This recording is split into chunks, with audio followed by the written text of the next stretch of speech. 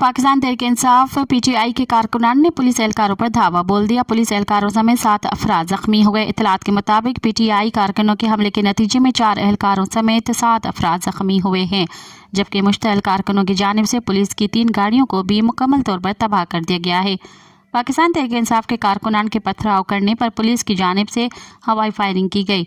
बताया गया है कि मुश्तल कारकुनों ने कर्क में ज़िले इंतज़ामिया से इजाज़त लिए बगैर इंतखाबी रैली निकालने की कोशिश की। पुलिस ने उन्हें रोका, जिसके नतीजे में कारकुन मुश्तल हो गए और पुलिस पर धावा बोल दिया।